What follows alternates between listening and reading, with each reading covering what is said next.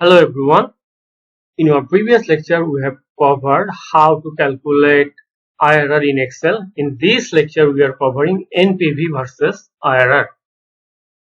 There are some limitations of IRR. First of all, focusing on the IRR alone can be misleading. Let's look at the example one here. There are two projects, Project L and Project B, and Project L will generate. Project L has a 10 million negative cash flow at time 0, and it has 11 million positive cash flow in period 1. On the other hand, project B has a 10 million positive cash flow at time 0 and 11 million negative cash flow at period 1, and cost of capital of both projects is 5%. Now, NPV of project L is 4,76,190 positive, and NPV of project B is completely negative. So based on NPV, project B is rejected. Now if you look at the IRR of both projects has a 10% internal rate of return. So based on the IRR, both projects are accepted, but based on the NPV, project B must be rejected. So we can say that focusing on IRR alone can be misleading. It means the problem with the IRR is that it has a scaling dependent. The NPV on the other hand is expressing dollar today. Therefore, NPV takes into account the scale of the project. So NPV takes into account the scale of the project. Now let's look at the second example. There are two projects, a small budget project and large budget project. So a small budget project will require 50 million initial investment, and large budget project will require 120 million initial investment. And the small budget project will generate 80 million cash flow in year 1, and the large budget will generate 180 million cash flow in year 1. And the cost of capital of both projects is 25%. Now,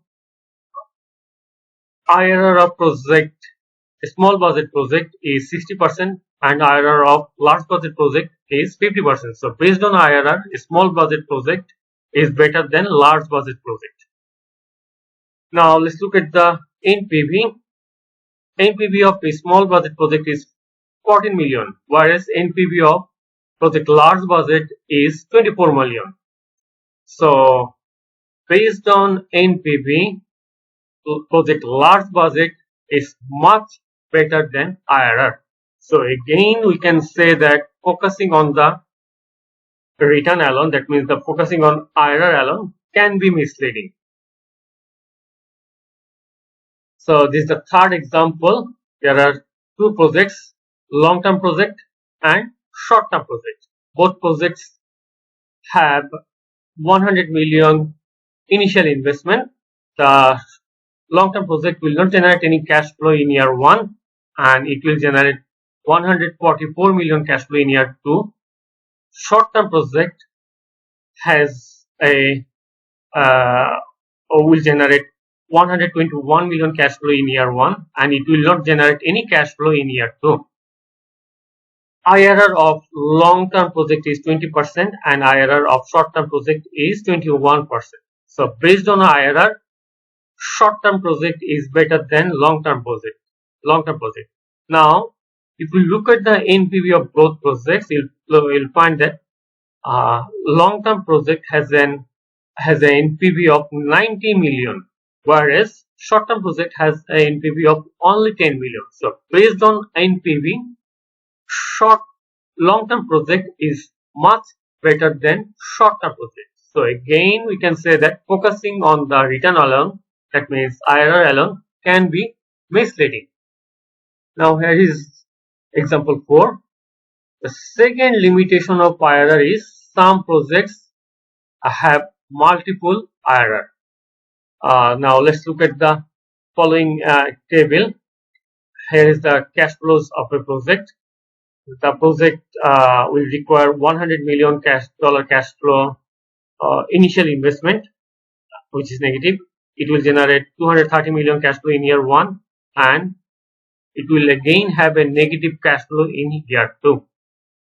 So if you calculate IRR manually, you'll find that both 10% discount rate and 20% discount rate will make the NPV of this project 0. However, if you calculate the IRR using Excel, you will find only one IRR. But if you do it manually, you'll find that using 10% rate of return, NPV of this project will be 0. In the meantime, using 20% discount rate, NPV of this project will be also 0. So there is a problem with IRR. You'll find that there are multiple IRRs. There are multiple IRRs for this project. So, however, we can use modified internal rate of return, which is MIRR, which eliminates the problem of multiple IRR. The third limitation of IRR is sometimes IRR of a project does not exist. So let's look at the cash flow here. The project will generate 100 million cash flow at time 0. It has a negative cash flow. It will generate a negative cash flow, that is 300 million in year 1, and again it will have a positive cash flow in year 2. If you try to find out the IRR of this project, you will not find any IRRs. That means you will not find any discount rate at which NPV of this project is 0. So IRR of this project does not exist, which is the third limitation of IRR.